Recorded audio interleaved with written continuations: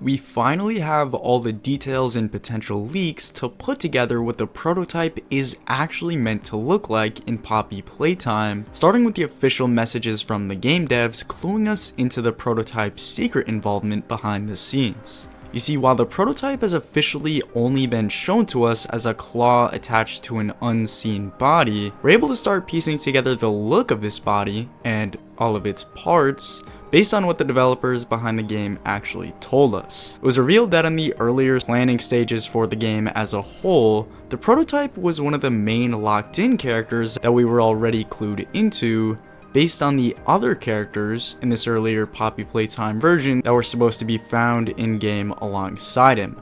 This is the start of what we need to know here to put together the prototype's appearance. The characters that were in the earlier Poppy Playtime house version originally were Gumball Cat, now known as Candy Cat, Huggy Wuggy, Poppy, Unnamed Robot Toy, and Bye Bye Baby, all meant to be making an appearance in the early house version before Poppy Playtime fully came to be. And what this started to reveal to us early was that the prototype's full appearance likely won't have any pieces of Huggy Wuggy on it, like many people were expecting when we actually encounter him in-game. The prototype's full appearance was already mapped out by the creators for the game while Huggy Wuggy was supposed to be alive.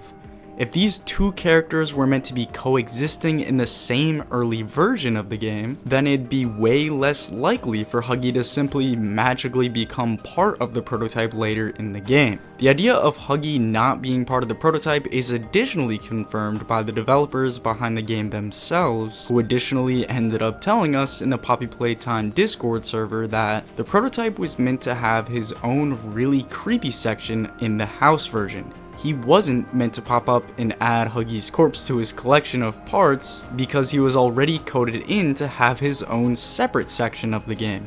And on top of this, the very subject of Huggy's supposed death in the first place seems to be a lot more of a mystery than people actually realize. But as for what we're clued into for the prototype's appearance, it turns out that this very detail of Huggy not being involved in the amalgamation of parts actually changes up everything. You see, in Chapter 3 we're clued into a smaller scale model of what was said to be a representation of the prototype's actual body. But we're also clued into the idea that this may not be exactly what we're meant to actually run into during future Poppy Playtime games. The mistakes with this smaller version come down to the fact that Ollie, one of the main characters confirmed to have actually seen the prototype's full body before, gives us interesting insight into its real appearance compared to this smaller model.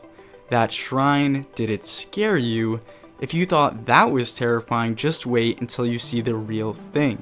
Implying that some things about the prototype's actual appearance stand out in a way that make it different, specifically more scary, than the smaller shrine model we were able to find Catnap praying to.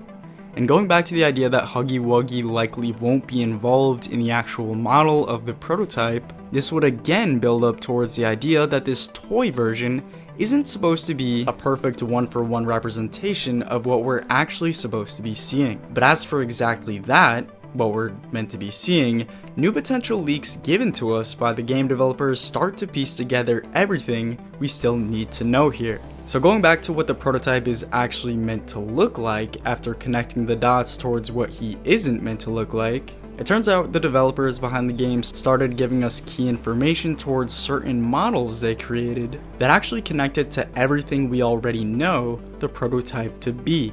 We've essentially been looking out for evidence of a big amalgamation of parts to fit the description we were already given, and behind the scenes, something has recently popped up to finally fit just that. You see, one of the main modelers and designers for Poppy Playtime Concepts came out with a post illustrating some of the specific designs that were meant to be important.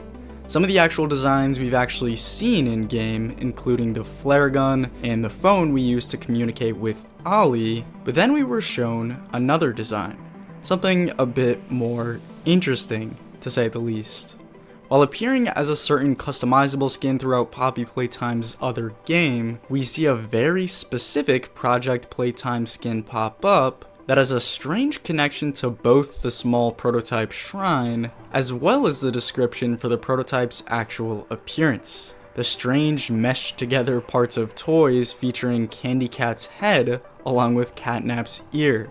And apparently I wasn't the only one to notice something strange was going on with this design, because other fans of Poppy Playtime began to give us more insight into the importance we could be looking at with this specific model. Why do I think this skin refers to the prototype, with a response highlighting the fact that it has a very similarly styled robot arm that pops up as part of the prototype's already revealed model? Why would one of the lead animators and designers specifically highlight this model in particular alongside all of the other models that we actually saw in Chapter 3? Why was this one chosen to stand out here? Well, when you look more into the facts, things start to get pieced together for us. For starters, the fact this model was linked to Project Playtime, if anything, makes it more important towards the possibility of having something to do with the prototype. We know in the past that some of the most important Easter eggs foreshadowing Poppy Playtime games are actually shown to be in Project Playtime first. For example, the mysterious poster hinting towards the involvement of the Playcare, the main Chapter 3 location, before Chapter 3 even came out. The fact that now, Mom Entertainment are choosing to focus more on improvements for Project Playtime overall could go hand in hand with them deciding to implement more secret lore fans are meant to dig through to connect to the current Poppy Playtime story, the prototype's actual appearance in Chapter 4. And while I don't think the model we see here is meant to be exactly what we see highlighted when the prototype decides to fully reveal itself, I believe some of the aspects of this design are meant to actually pop up in some way.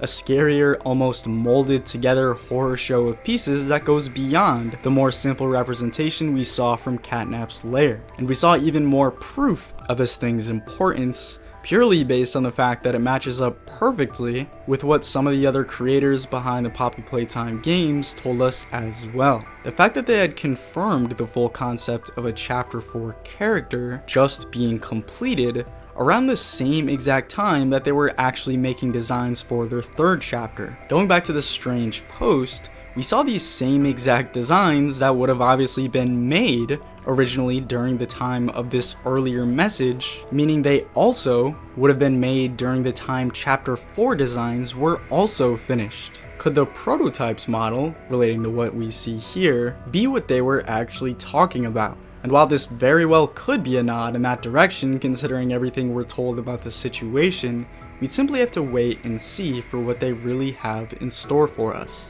But outside of this mystery we're clued into, it turns out we're also given new leaks that start to pop up that all connect to what was revealed about the upcoming Chapter 4 teaser trailer. While Mob Entertainment obviously haven't fully finished the trailer video itself, claims have surfaced involving what's said to be some of the earlier audio for the trailer, as a confirmed audio leak was exactly what we ended up seeing in the case of the previous Poppy Playtime trailer. But in this case, more evidence pops up for the release of the trailer, when it's likely to actually get here, along with these mysterious claims involving what we're actually meant to be seeing in it. So I'm able to put the full story together for you early in this video right here. For what we're told on this Chapter 4 situation, make sure to check it out.